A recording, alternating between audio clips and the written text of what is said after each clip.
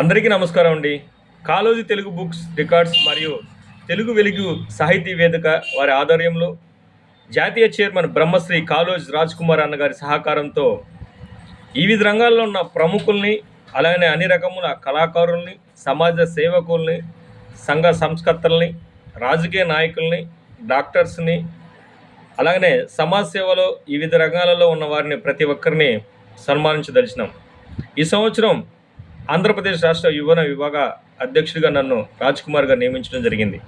కావున మా యొక్క ఆధ్వర్యంలో విజయవాడలో జరిగే యొక్క కార్యక్రమానికి మిమ్మల్ని అందరినీ ఆహ్వానిస్తున్నాం.